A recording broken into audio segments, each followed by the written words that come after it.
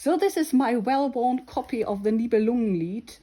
I've carried with me throughout my study, and I learned the first verse by heart. Uns ist in alten Meeren wonders viel geseit, von Helden Lobbebeeren, von großer Arbeit, von Freuden hochgezieten, von Weinen und von Klagen, von Körnerreckenstrieten, möget ihr nur Wunder hören sagen. So that's the first verse in the edition which have generations, it's the 22nd edition of students used.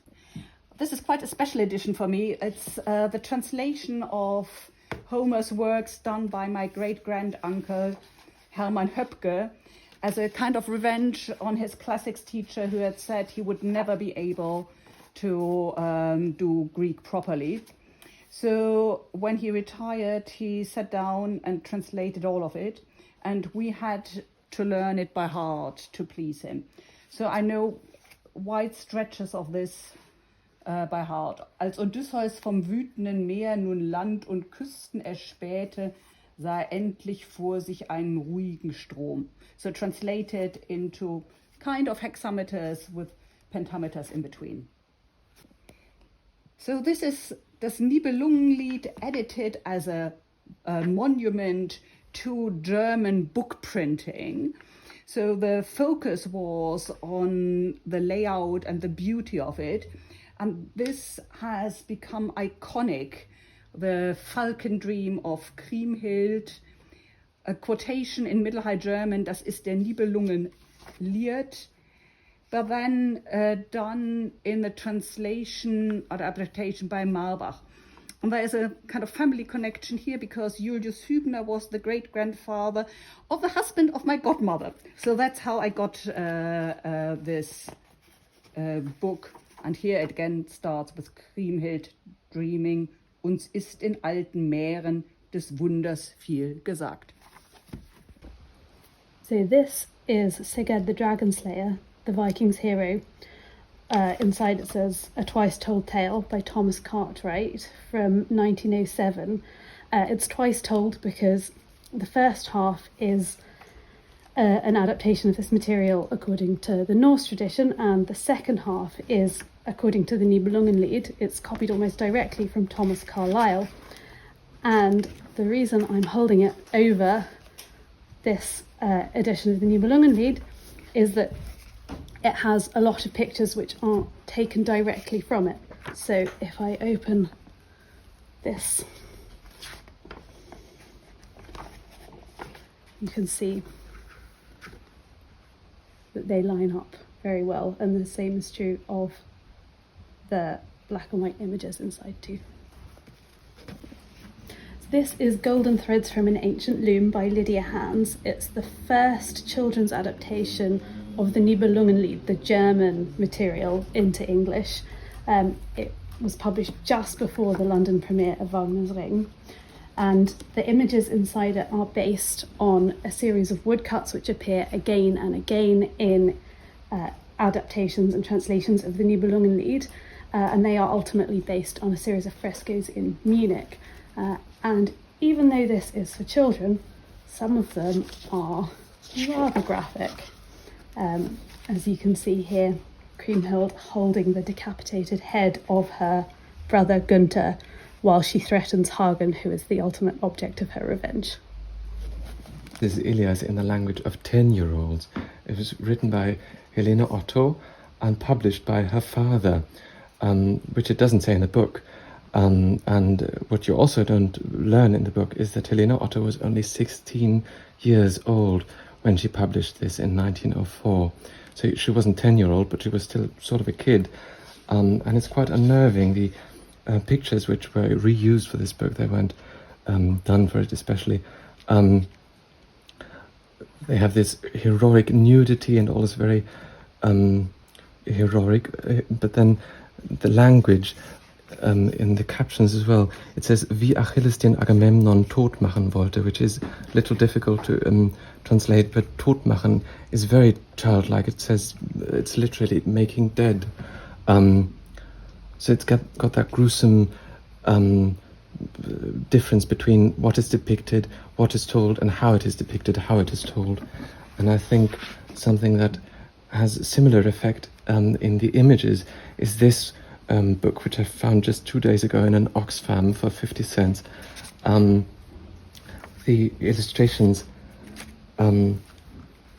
mimic the style of children's illustration, but depict the gruesome violence of war. So this is quite a special book given to me by my godfather. It's the first edition of the most influential translation of Homer's Odyssey into German. And you see the spelling with an SZ and an umlaut to make it truly German.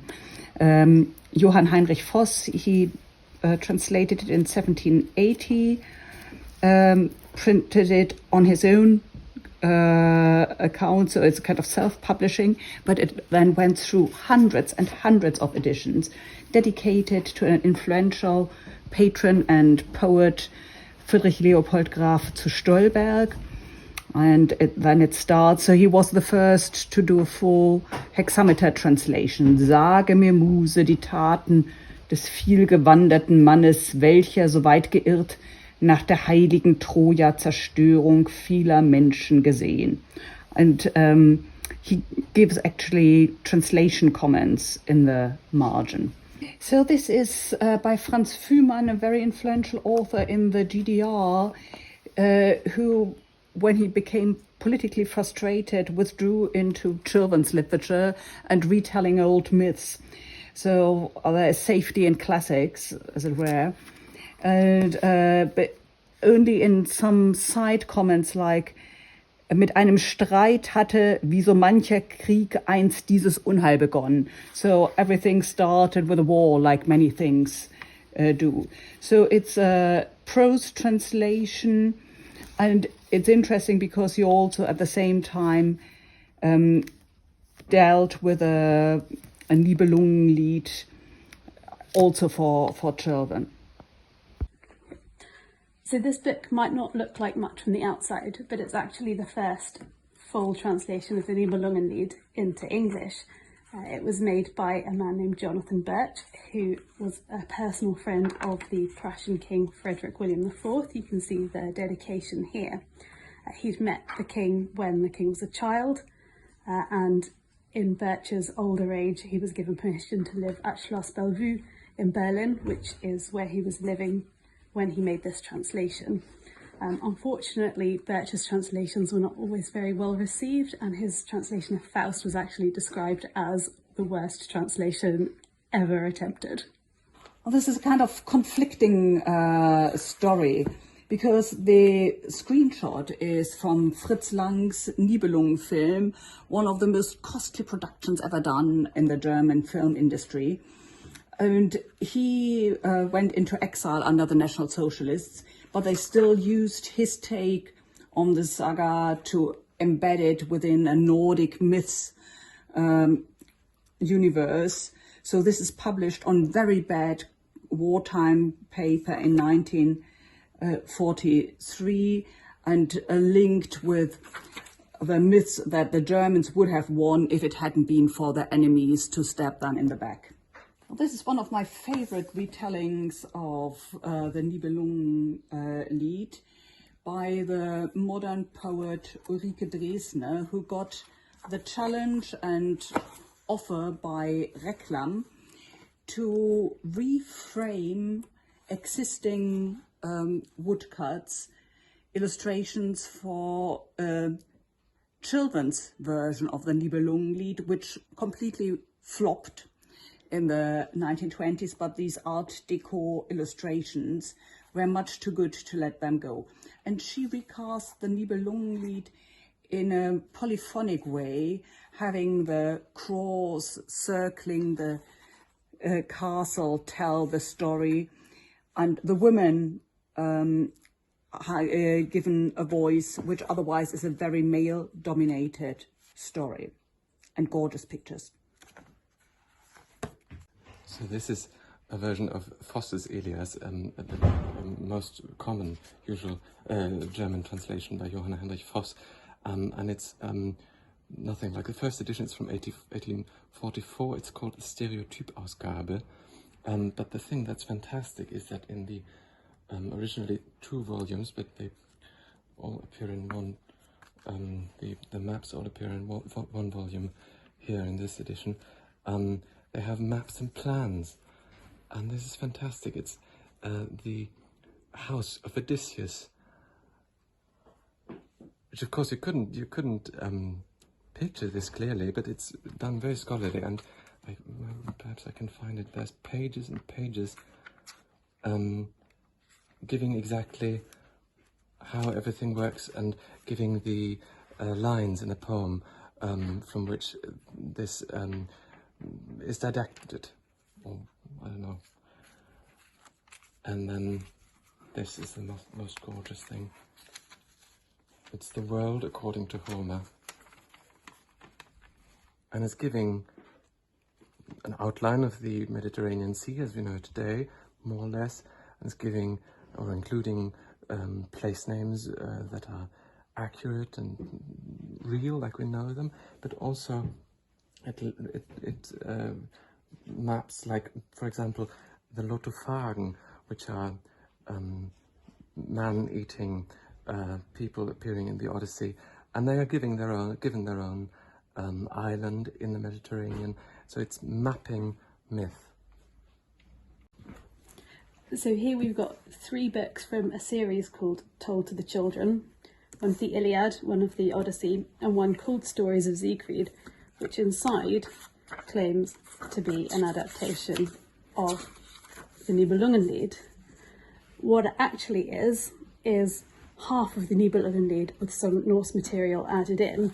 When it gets to the end, which children's adapters in the 19th and early 20th century often found difficult because of the violence that was carried out by a queen and a mother, the end is somewhat hurried and censored, and we don't get any violence from Queen Kriemhild at all.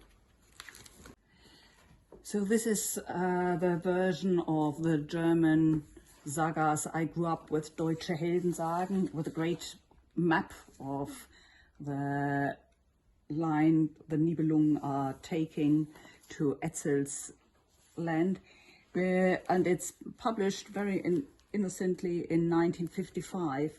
What it only says briefly in the afterword is that it's actually a reissue of circa 10 years ago, which makes it contemporary with a National Socialist take, and once you know it, you see the traces of this everywhere in the Deutsche Heldensagen. So Franz Fuhrmann retold medieval stories and classical stories, and he actually tried to have this turned into a film, the Nibelungen Lied. It never succeeded, but that was probably due to the fact that it was so difficult to get rid of all the previous stages of reception where the Nibelungen Lied had been read as a National Socialist story. So now to take it into a socialist story was quite difficult. This is one of a couple of children's adaptations of the Nibelungen material from the year 1907. And this one is the story of Siegfried retold from the Nibelungen Lied, so it doesn't make any claim to tell the whole story. And like so many children's adaptations, it finishes around the death of Siegfried and then just has a brief allusion to what's going to happen at the end, which is essentially everyone dying in a very gruesome fashion. Even though this tells that in about 2 sentences, it still manages to drastically reduce the level of violence that happens. This is a volume of the periodical Calliope, which was published by the Swiss critic and philologist Bodmer. Bodmer Calliope, zweiter Band. And what is interesting is that it ties in together, ties in both texts our exhibition is about.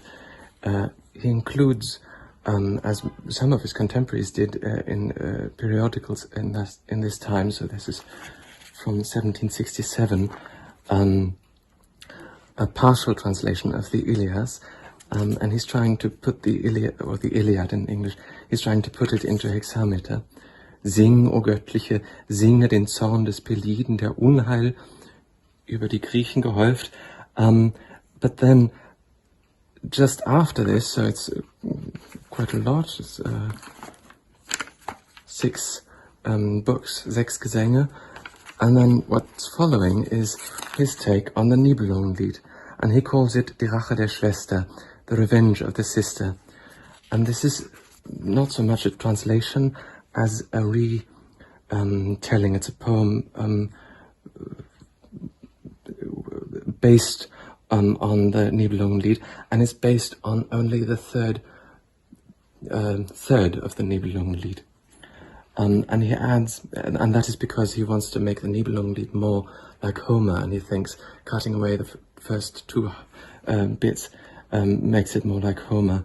And he adds a proemium like the one Homer has in his Iliad and in his Odyssey. Die aonischen Musen in Deutschland seien gewandelt. So before the muses of Homer went around in the German forests, there was the Eschelbache who sang. Eschelbache, that's supposed to be Wolfram von Eschenbach and his peers, the German poets of the Middle Ages, of the Middle High German, and they were inspired, begeistert von deutschen Musen, by German muses.